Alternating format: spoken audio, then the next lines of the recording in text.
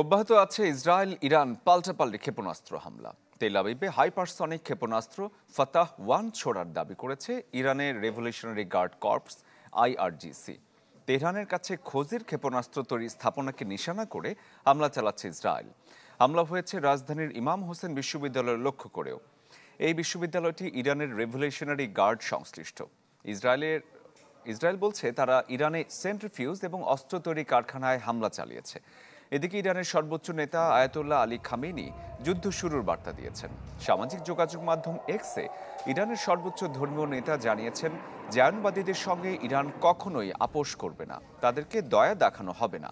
তাকে নিয়ে মার্কিন প্রেসিডেন্ট ডোনাল্ড ট্রাম্পের হুমকির পর এই বার্তা দিলেন খামেনি।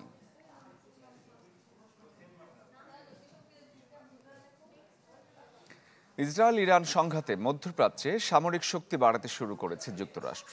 এরই মধ্যে বাড়তি সেনা এবং যুদ্ধ বিমান মোতায়েন করেছে দেশটি। এতে সংঘাতময় পরিস্থিতি আরও জটিল রূপ নেওয়ার শঙ্কা বিশ্লেষকদের। এদিকে মার্কিন প্রেসিডেন্ট ডোনাল্ড ট্রাম্প তেহরানকে নিঃশর্ত আত্মসমর্পণের আহ্বান জানিয়েছেন। গুরুত্বপূর্ণ মোড় নিতে যাচ্ছে ইরান ইসরায়েল সংঘাত। ইসরায়েলের মিত্র দেশ যুক্তরাষ্ট্রের জড়িয়ে পড়ার ইঙ্গিত ক্রমশ জোরালো হচ্ছে। G7 সম্মেলন থেকে আগে ভাগেই ওয়াশিংটনে ফিরে ডোনাল্ড ট্রাম্প যুক্তরাষ্ট্রের জাতীয় নিরাপত্তা কাউন্সিলের সাথে প্রায় 90 মিনিটের বৈঠক করেন। যদিও এই বৈঠকের বিস্তারিত কিছু জানা যায়নি, তবে মঙ্গলবার ট্রুথ সোশ্যালে ট্রাম্প চেয়েছেন ইরানের নিঃশর্ত আত্মসমর্পণ। সোশ্যাল প্ল্যাটফর্মটিতে দেয়া পোস্টে ট্রাম্প আরও বলেন, ইরানের সর্বোচ্চ নেতা আয়াতুল্লাহ খামেনি কোথায় লুকিয়ে আছেন তা জানে যুক্তরাষ্ট্র, তবে আপাতত তাকে হত্যার পরিকল্পনা নেই যুক্তরাষ্ট্রের। ইরান ইস্যুতে ট্রাম্পের এই অবস্থান যদি একই রকম থাকে তাহলে বাঁচতে পারে যুদ্ধের তামামা, ধারণা বিশ্লেষকদের। পরিস্থিতি এখন শান্তির দিকে নয়, যুদ্ধের মাত্রা আরও বৃদ্ধির দিকে যাচ্ছে। ট্রাম্পের দেওয়া বার্তায় মনে হচ্ছে তিনি কূটনৈতিক সমাধানের দিকে এগোতে চাচ্ছেন না। আর ইরান যুক্তরাষ্ট্রের দাবির কাছে আত্মসমর্পণ করবে এমন সম্ভাবনাও কম। ফলে চলমান উত্তেজনা আপাতত কমবে বলে মনে হচ্ছে না। এরই মধ্যে মধ্যপ্রাচ্যে সেনা মোতায়েন বৃদ্ধি করেছে যুক্তরাষ্ট্র। পাঠানো হয়েছে বিমানবাহী রণতরী ও X-15, F-22, F-35 fighter jet. Europe সহ বিভিন্ন দেশের ঘাঁটি থেকে মধ্যপ্রাচ্যের উদ্দেশ্যে রওনা দিয়েছে এসব যুদ্ধ বিমান। মধ্যপ্রাচ্যে যেভাবে যুক্তরাষ্ট্রের বিপুল সেনা ও সরঞ্জাম মোতায়েন হচ্ছে, তাতে মনে হচ্ছে দেশটি বিভিন্ন ধরনের সামরিক পদক্ষেপের প্রস্তুতি নিচ্ছে।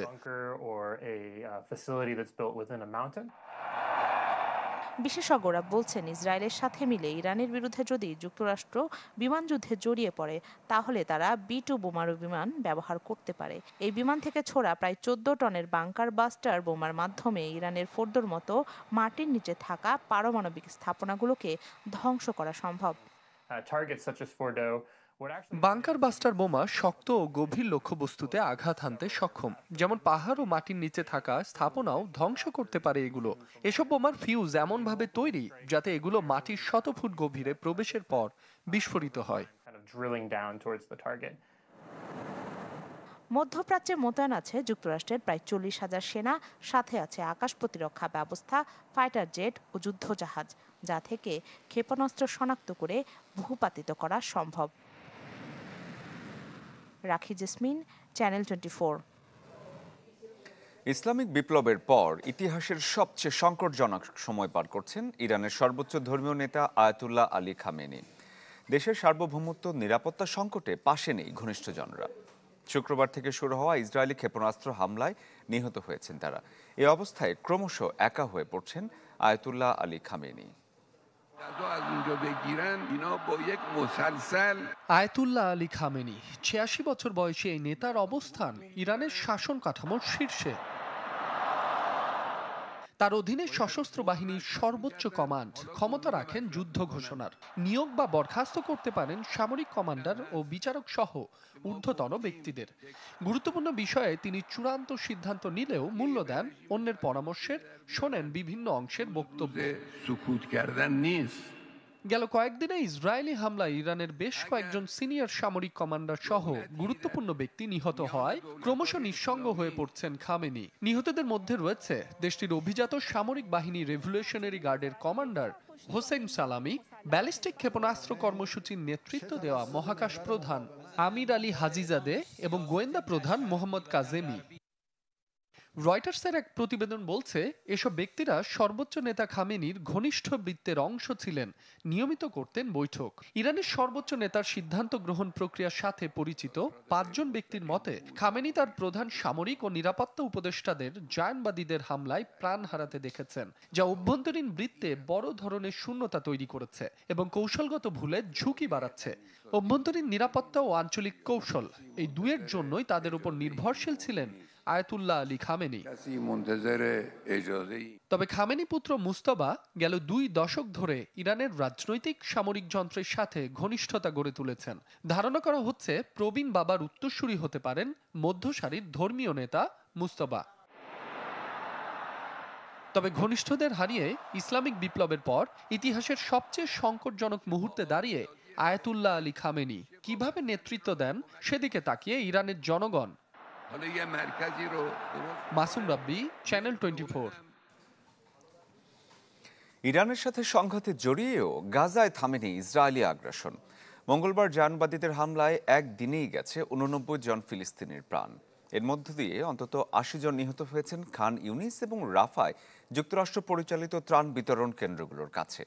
দেইর আল বালাতে আবাসিক ভবন এবং বুরেইস ক্যাম্পে আগ্রাসনে নিহত হয়েছেন 7 জন। নতুন করে হামলার সতর্কতা দিয়ে দক্ষিণ গাজার কিছু অংশ থেকে বাসিন্দাদের সরে যাওয়ার নির্দেশনা দিয়েছে আইডিএফ। 26 মে থেকে গাজার বিভিন্ন ত্রাণ বিতরণ কেন্দ্রের কাছে চালানো হামলায় এ পর্যন্ত মৃত্যু হয়েছে 3 শতাধিক ফিলিস্তিনির।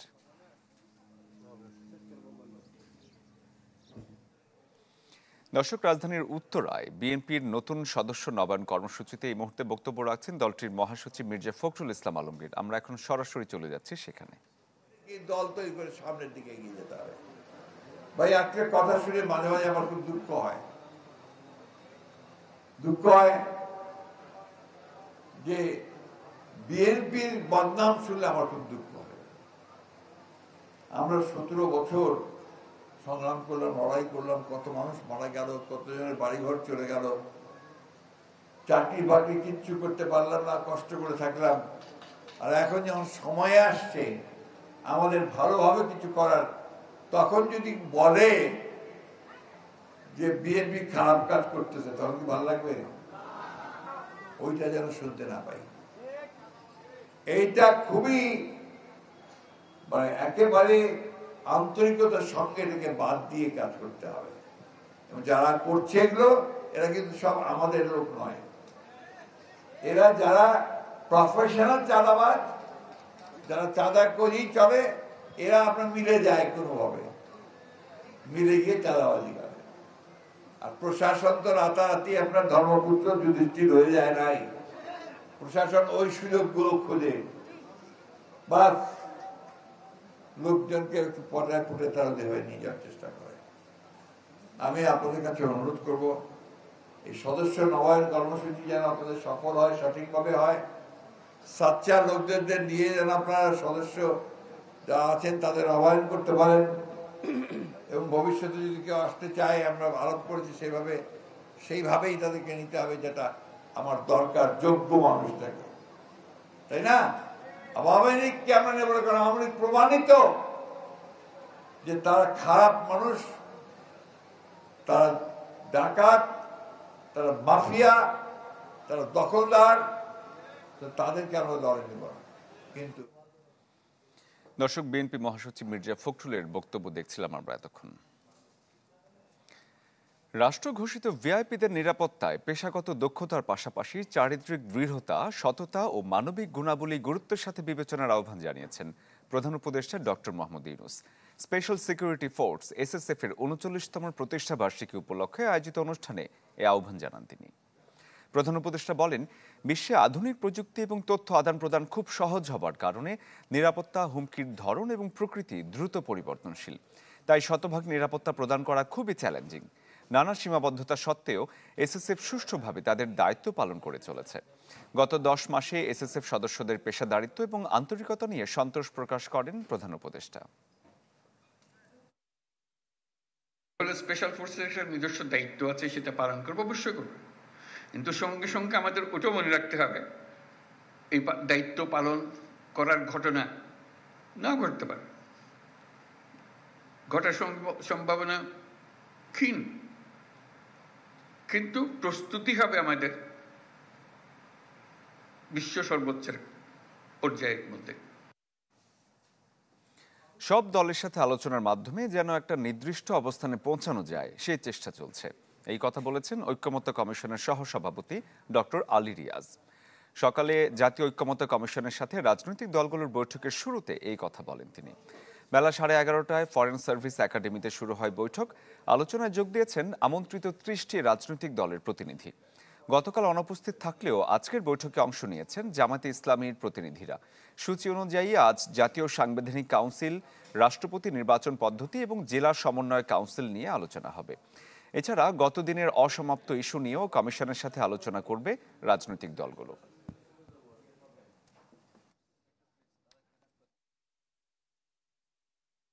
সকলের আলোচনার মধ্য দিয়ে যেন আমরা একটা জায়গায় আসতে পারি, সেই চেষ্টাটা আমাদের থাকবে। এবং যেহেতু এক অর্থে আমাদের সময়ের স্বল্পতা আছে, অর্থাৎ আমাদের জুলাই মাসের মধ্যেই আসলে জাতীয় সনদ তৈরি করতে হবে, তারপরে এতে সকলের অংশগ্রহণ, স্বাক্ষর ইত্যাদি সংগ্রহ করতে হবে। দর্শক, রাজনৈতিক দলগুলোর এই বৈঠকের বিষয়ে আরো বিস্তারিত জানাতে রাজধানীর ফরেন সার্ভিস একাডেমি থেকে এই মুহূর্তে আমাদের সাথে যুক্ত হয়েছেন সহকর্মী সাদ বিন শফিক। সাদ, আজকে যে আলোচনা চলছে এখানে আসলে কোন কোন বিষয়গুলো আলোচিত হয়েছে? শরীফ, আজকে আলোচনার শুরুতেই কিন্তু জাতীয় সাংবিধানিক কাউন্সিল যে আলোচ্যসূচিতে ছিল সেই সাংবিধানিক কাউন্সিল বিষয়ে কিন্তু আজকে শুরু থেকে আলোচনা চলছে। এই সাংবিধানিক কাউন্সিলের আলোচনার বাইরে কিন্তু অন্য আলোচনা এখন পর্যন্ত আজকে হয়নি। সাংবিধানিক কাউন্সিল বিষয়টা যদি একটু জানিয়ে দিই, সেটি হচ্ছে যেই সংস্কার কমিশনগুলো গঠন করা হয়েছিল, সংবিধান সংস্কার কমিশনের পক্ষ থেকে একটি প্রস্তাব ছিল এই কাউন্সিলের বিষয়ে, যেখানে আসলে এক্সিকিউটিভ, লেজিসলেটর, জুডিশিয়ারি, রাষ্ট্রের যে 3টি গুরুত্বপূর্ণ অঙ্গ তাদের প্রতিনিধিদের সমন্বয়ে একটি কাউন্সিল গঠিত হবে, যারা মূলত রাষ্ট্রের বিভিন্ন যেই প্রতিষ্ঠানগুলো আছে এর মধ্যে ভারসাম্য রক্ষায় কাজ করবে। এই বিষয়ে রাজনৈতিক দলগুলো নিজেদের মতামত এখন প্রকাশ করছে। তবে আমাদের কাছে আলোচনা যতটুকু আমরা শুনেছি বাইরে থেকে, যে বিএনপি এবং সমমনা বেশ কয়েকটি দল এই বিষয়ে কিন্তু তাদের দ্বিমত জানিয়ে এসেছে এই কাউন্সিল প্রতিষ্ঠার বিষয়ে। কিছু কিছু রাজনৈতিক দল এই কাউন্সিলে 9 জন সদস্যের কথা বলা হয়েছে, কিছু কিছু সদস্যের বিষয়ে তাদের আপত্তির কথা জানিয়েছে। সব মিলিয়ে কিন্তু আজকে আলোচনা এখন পর্যন্ত চলছে। কোনো সিদ্ধান্তে কিন্তু এখন পর্যন্ত আমরা যতটুকু জেনেছি আজকের আলোচনা থেকে আসেনি। গতকালকে যেটি দেখেছিলাম, মধ্যাহ্নভোজের বিরতিতে রাজনৈতিক দলের প্রতিনিধিরা এসে আলোচনার বিষয়ে গণমাধ্যমে ব্রিফ করেন। আমরা অপেক্ষায় আছি সেখান থেকে যদি আসলে আজকের আলোচনা কোনো ধরনের কোনো সিদ্ধান্তে তারা শেষ পর্যন্ত আসতে পারলেন কিনা সেটি জানার জন্য। সব মিলিয়ে এই আজকের আলোচনা মূলত সকাল থেকে এই বিষয়ে চলছে। গতকালকে যে অসমাপ্ত ইস্যুগুলো ছিল, যেগুলো নিয়ে আলোচনা হওয়ার কথা ছিল আজকে, সেগুলো এখন পর্যন্ত হয়নি বলে আমরা জানতে পেরেছি। কিছুক্ষণের মধ্যে আমরা প্রত্যাশা করছি রাজনৈতিক দলগুলোর পক্ষ থেকে আনুষ্ঠানিকভাবে ব্রিফিং করে জানানো হবে আজকে কোন কোন বিষয়ে আসলে মতৈক্য হলো বা কোন কোন বিষয়ে তাদের মধ্যে মতানৈক্য রয়েছে। ধন্যবাদ আপনাকে। দর্শক, রাজধানীর ফরেন সার্ভিস একাডেমি থেকে আমাদের সহকর্মী যোগ দিয়েছিলেন। দর্শক, ঢাকা দক্ষিণ সিটি কর্পোরেশন নগর ভবনের সামনে এই মুহূর্তে কথা বলছেন ইশরাক হোসেন। আমরা সরাসরি যাচ্ছি সেখানে। করা হয়েছে বর্তমান সরকার গণ অভ্যুত্থানের সরকার হিসেবে দাবি করলেও তারা বাংলাদেশের সর্বোচ্চ আদালত মহামান্য সুপ্রিম কোর্টের রায় আপিল নিষ্পত্তি হয়ে যাওয়ার পরেও এখন পর্যন্ত তারা আমাদের যে এই জনগণের যে দাবি সেটার প্রতি কোনো ধরনের তারা তোয়াক্কা করছে না, কোনো ধরনের তারা ভ্রুক্ষেপ করছে না, তারা আমাদেরকে মানুষ বলে মানুষ মনে করছে না। এই যে এতদিন যাবৎ, ঈদের আগে প্রায় 18 থেকে 20 দিন এবং ঈদের ছুটির পরে আমরা আজকে ধারাবাহিক চতুর্থ দিনে আমরা এই আন্দোলনে রয়েছি।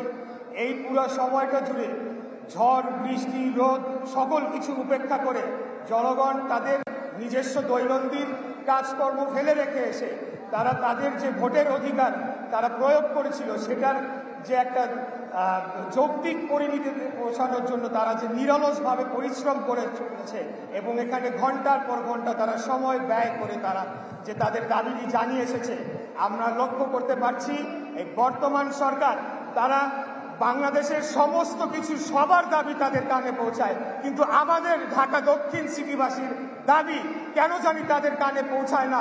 এই ব্যাপারে তারা দেখেও দেখছে না, শুনেও শুনছে না। আমরা বলতে চাই প্লিজ, আমরা বলতে চাই এই যে এই ধরনের নব্য স্বৈরাচারী মনোভাব যে এই বর্তমান সরকার দেখিয়েছে, এটা আসলে আমাদের সবাইকে হতবাক করেছে। আমরা বিস্ময়ের সাথে তাকিয়ে দেখলাম যে এতদিন যাবত আমরা আন্দোলন করে চলেছি, বর্তমান সরকারের পক্ষ থেকে তাদেরকে সেই যে প্রথম দিন যখন আমরা আন্দোলন শুরু করলাম, স্থানীয় সরকার মন্ত্রণালয় এখানে অফিস করতো, তারা এখান থেকে চলে গেল। তারপরে থেকে কোনো ধরনের যোগাযোগ তার পূর্বে অথবা আজ পর্যন্ত আমাদের সাথে করা হয় নাই, কোনো ধরনের আমাদের সাথে কমিউনিকেশন করা হয় নাই। আমাদের দাবিটা একবারও তারা মনে করে নাই, শুনে দেখার প্রয়োজন রয়েছে। উপরন্তু পুরা সময়টাতে আমাদের এই যে আমাদের দাবি, আমাদের যে আন্দোলন এবং আমরা যে বাংলাদেশের সর্বোচ্চ আদালতের মাধ্যমে সকল আইনি প্রক্রিয়া, সকল আইনি লড়াই, আমরা জনগণের রায় যেটা আমরা পেয়েছিলাম সেটি আমরা জিতে এসেছি। তারপরেও আমরা দেখেছি যে ক্রমাগত এই বর্তমান সরকারের পক্ষ থেকে।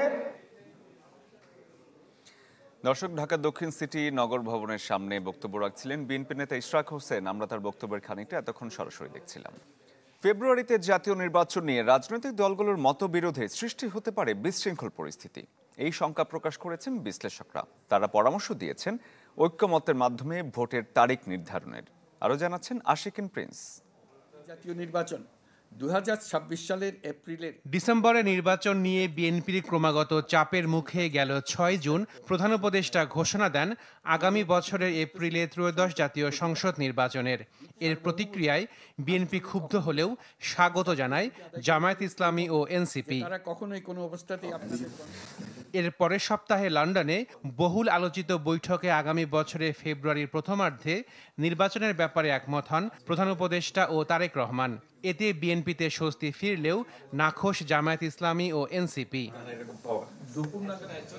নির্বাচনের সময়সীমা নিয়ে রাজনৈতিক দল এবং সরকারের টানাপোড়েনের ভবিষ্যৎ কি তা এখনই বলার সময় না হলেও বিশ্লেষকদের শঙ্কা, ঐকমত্য ছাড়া তারিখ ঘোষণা হলে তৈরি হতে পারে বিশৃঙ্খল পরিস্থিতি। নির্বাচনটা ফেব্রুয়ারিতে হবে না এপ্রিল হবে নাকি আরও 1 বছর পরে হবে, এটা আসলে পলিটিক্যাল পার্টিকে এক জায়গায় বসে ঠিক করতে হবে এবং উদ্যোগটা নিতে হবে অন্তর্বর্তীকালীন সরকারকে। ঐক্যমতে যখনই না আসবেন তখন কিন্তু এক ধরনের ক্যাওটিক সিচুয়েশন হতে পারে, বিশৃঙ্খলা হতে পারে এবং ভিন্ন মত হলে সেই নির্বাচন নিয়ে প্রশ্ন উঠবে। গণ অভ্যুত্থানের স্টেক হোল্ডার তো কোনো একটা দল না, সবাই। সবাইকে আপনার স্পেস দিতে হবে, স্পেস দিতে হবে। হ্যাঁ, আপনি কম বেশি হইতে পারে, কিন্তু স্পেস দিতে হবে, সবার কথাতে কথা বলতে হবে আপনাকে। তাই সেটা না করলে তো আপনি গণ অভ্যুত্থানের স্পিরিটের সাথে সবচেয়ে বড় বিরোধিতা হলো মানে সাংঘর্ষিক অবস্থা হবে এইটা, যে যদি আপনি সবার মতামতকে সম্মান না করেন। নির্বাচনের তারিখ নিয়ে দূরত্ব কমাতে অন্তর্বর্তী সরকারকে রাজনৈতিক দলগুলোকে আস্থায় আনা তাগিদ দিলেন বিশ্লেষকরা। সাথে এও বললেন নির্বাচন কমিশনের সাথে সমন্বয় জরুরি। ভোটার লিস্টটা নিয়ে যেন কোনো প্রশ্ন না ওঠে, কারণ এখানে আওয়ামী লীগেরও ভোটার লিস্টে তো আওয়ামী লীগারদেরও নাম থাকবে। এখন আপনি যদি ইচ্ছাকৃতভাবে গোয়েন্দা লাগাইয়া ওই লোকগুলোকে স্ক্রিনিং আউট করে ভোটার লিস্ট থেকে বাদ দেন, তাহলে তো আপনার ইতিহাস রচনা হবে না, বরং ইতিহাসের কবর রচনা হবে। তবে দুই বিশ্লেষকই বলছেন ফেব্রুয়ারিতেই সম্ভব ত্রয়োদশ জাতীয় সংসদ নির্বাচন। Ashikin Prince, channel 24, Dhaka. নিয়মিত স্বাস্থ্য পরীক্ষার জন্য সন্ধ্যায় রাজধানীর এভারকেয়ার হাসপাতালে যাবেন সাবেক প্রধানমন্ত্রী বেগম খালেদা জিয়া। সন্ধ্যা 6টায় গুলশানের বাসা থেকে হাসপাতালের উদ্দেশ্যে বের হবেন তিনি। লন্ডনে দীর্ঘ 4 মাস চিকিৎসার পর গত 6 মে দেশে ফেরেন তিনি। এর আগে গত বছরের 9 আগস্ট হঠাৎ অসুস্থ হয়ে পড়লে খালেদা জিয়াকে এভারকেয়ার হাসপাতালে ভর্তি করা হয়। এরপর থেকে সেখানেই চিকিৎসাধীন ছিলেন তিনি। লন্ডন থেকে ফেরার পর প্রথমবারের মতো আজ স্বাস্থ্য পরীক্ষার জন্য নেওয়া হবে বিএনপি চেয়ারপারসন খালেদা জিয়াকে। দীর্ঘদিন ধরেই তিনি liver cirrhosis, arthritis, diabetes, kidney, ফুসফুস, হার্ট ও চোখের সমস্যা সহ নানা রোগে ভুগছেন।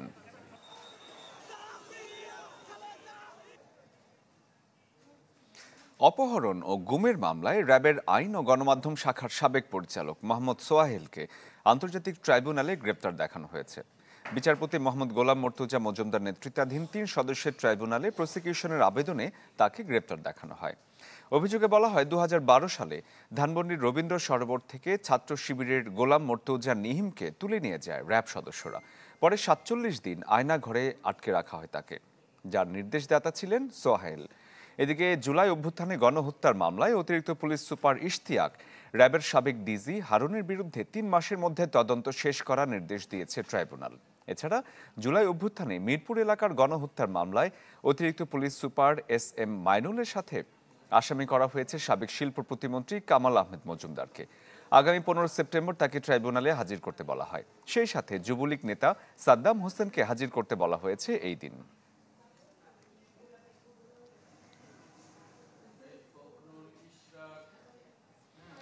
হোলি আর্টিজান বেকারিতে নৃশংস হত্যাযজ্ঞের ঘটনায় করা মামলায় 7 জনকে আমৃত্যু কারাদণ্ড এবং অর্থদণ্ড দিয়ে হাইকোর্টে দেয়া পূর্ণাঙ্গ রায় প্রকাশিত হয়েছে। 229 পৃষ্ঠার পূর্ণাঙ্গ রায়টি সুপ্রিম কোর্টের ওয়েবসাইটে প্রকাশ করা হয়। পূর্ণাঙ্গ রায়ে হাইকোর্ট বলেছেন, আলোচ্য হত্যাকাণ্ডের নির্মমতা, নৃশংসতা, ঘটনার সময় ঘটনাস্থলে সন্ত্রাসীদের সামগ্রিক নিষ্ঠুর আচরণ এবং এই ঘটনার ফলে বহির্বিশ্বে বাংলাদেশের ভাবমূর্তি ক্ষুণ্ণ হওয়া বিবেচনায় নিয়ে আপিলকারী আসামিদের যাবজ্জীবন কারাদণ্ডের ক্ষেত্রে তাদের প্রত্যেককে আমৃত্যু কারাদণ্ড প্রদান করা হলে ন্যায় বিচার নিশ্চিত হবে। 2023 সালের 10 অক্টোবর বিচারপতি শহীদুল করিম ও বিচারপতি মোহাম্মদ মোস্তাফিজুর রহমানের সমন্বয়ে গঠিত হাইকোর্ট বেঞ্চ ওই রায় দেন। 2016 সালের 1 জুলাই রাতে রাজধানীর গুলশানে হোলি আর্টিজান বেকারিতে নৃশংস হামলা চালানো হয়। দেশি বিদেশি অতিথিদের জিম্মি করে কুপিয়ে ও গুলি করে 22 জনকে হত্যা করা হয়। এর আগে এই মামলায় বিচারিক আদালতের দেয়া 7 আসামিকে মৃত্যুদণ্ডাদেশ দেওয়া হয়েছিল।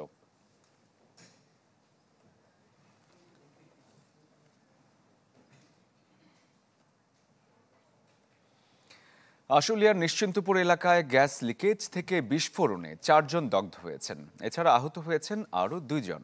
ফায়ার সার্ভিস জানায়, সকালে মন্ডল মার্কেটের পাশে বাধিয়ার পাড়ে জুয়েল আহমেদের বাড়িতে গ্যাস লিকেজ থেকে বিস্ফোরণ হয়। এতে ধসে পড়ে নিচতলার দেয়াল। আগুনে দগ্ধ 4 জনকে উদ্ধার করে ঢাকা মেডিকেল কলেজ হাসপাতালের বার্ন ইউনিটে পাঠানো হয়েছে।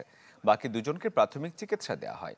অভিযোগ রয়েছে, বাড়ি নির্মাণে নিম্নমানের সামগ্রী ব্যবহার করায় মার্কেটের দেয়াল ধসে যায়।